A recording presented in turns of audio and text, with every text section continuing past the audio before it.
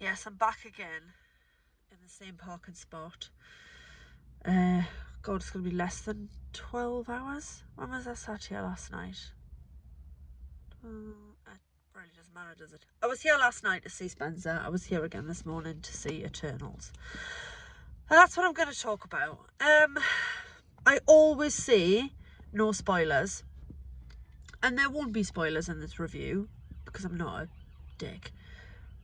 But I am going to express my feelings on the film. So if you're somebody who doesn't like to know other people's opinions on a film before you watch it, then don't watch.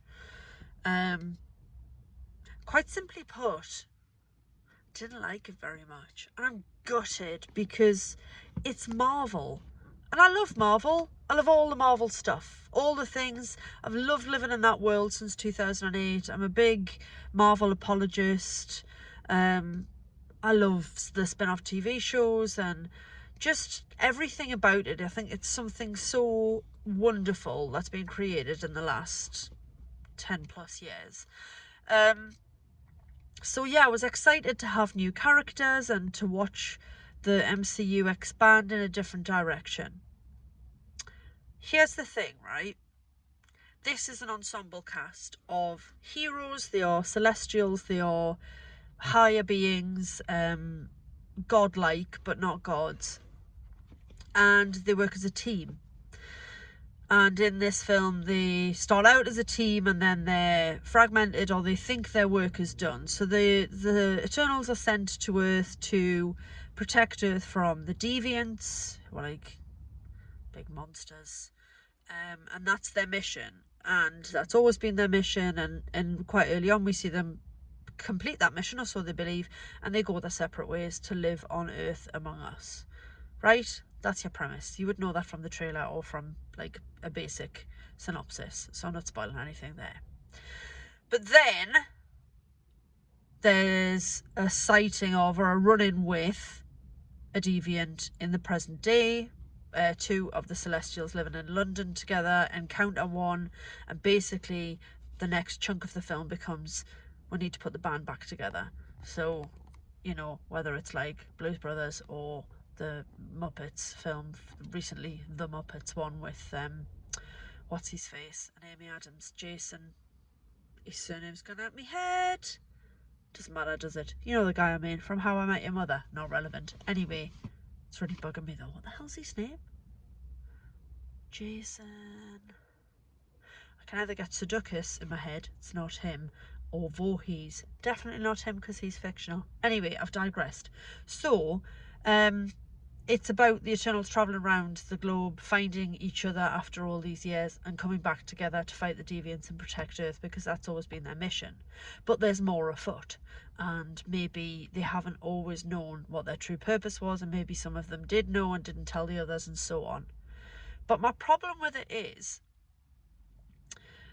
we had origin stories for Iron Man, for Cap, for Thor, for others. We'd seen our Marvel heroes in their own movies. We'd learned about them, about the people around them, about their lives, about their backstory, about where they'd come from. And then we saw them all come together in the first Avengers film. Not the first Avenger, that's Captain America. In what the UK calls Avengers Assemble and the Americans just call Avengers. And it was amazing because we got to know these characters, and then we got to see them share a screen, and it was like a total buzz to see Captain America talking to Bruce Banner, talking to Tony Stark, talking to Thor, talking to Black. You know, it was like, oh, look at all these characters that we've grown to love, interacting with each other. The problem with Eternals is we get all these new characters, we get snippets of their history with each other and their backstory and what they've been up to on Earth, and then they're all thrown together and we're just supposed to care about them.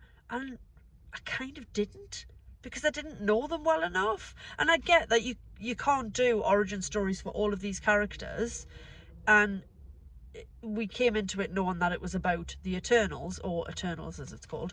But yeah, I just really struggled to care. I mean, I did care a little bit. There were some of them I liked more than others. But yeah, it was just a bit like, I'm not invested. And it was long. It looked good, I suppose. Like, the effects were good.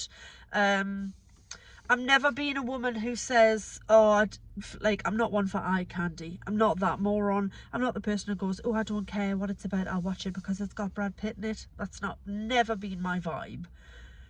Did I enjoy looking at Richard Madden for 2.5 hours? Yes, I did. He's a handsome man. Very, very handsome chap. And he had his original Scottish accent. So that was lovely. And like, everybody in it's good. There's a lot of the characters, a lot of the actors I didn't really know from other stuff, but they were very good in this. Angelina Jolie's good, but she's underused. I'm going to be massively, well, I'm not racist, but I'm going to say the Indian guy, the one who'd gone off, he played Kingo, he'd gone off to be a Bollywood star. I don't know the actor's name. I do recognise him from lots of things. He was very funny. I liked him. I liked his Indian sidekick guy. Like, he's Alfred, who followed him around. Weirdly, there was 2 DC references in this film, which kind of threw me. There was a reference to Batman and Alfred, and there was a reference to Superman. And I was a bit like, in the Marvel world of the real Marvel world, where they talk about like Captain America, Captain Rogers, and, you know, they talk about Thanos and they talk about the snap and they talk about all these things because, you know, they've happened. In that world, do those guys read DC comics about Superman and Batman? Because I did wonder that. But anyway, yeah, it's all right. It's not too long. It's sort of standard Marvel length, but I didn't really care. I fidgeted. Salma Hayek's in it. She's good. Everybody's good.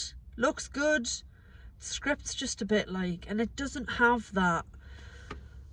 There was a couple of good lines, but I was wishing for those one-liners and those zingers, you know, that you get from other Marvel films. And I get that this is different, that they're not all going to be the same, that they're not going to be all be that pithy. And like, even within the MCU, you know, excuse me, you've got films that tick different sorts of boxes. Some of them are like adventure films and some of them are more like thrillers, and you've got like buddy movie elements in some of them. And but yeah, it was just like, I don't know, because I'm a nerd, I enjoyed seeing Kit Harington and Richard Madden on the screen together, although it was for about 3 minutes. But it was like, oh look, it's Robb Stark and Jon Snow from Game of Thrones. I get that actors appear in stuff and then they might appear in other stuff together, but it still gave me a little buzz.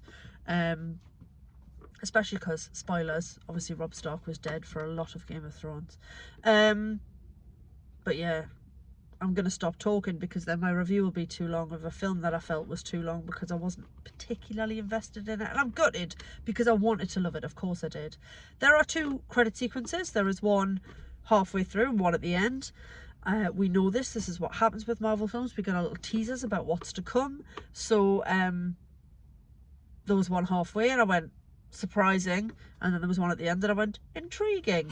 But yeah, I'm glad I've seen it. Of course I am. It had good elements to it, but overall, I didn't love it.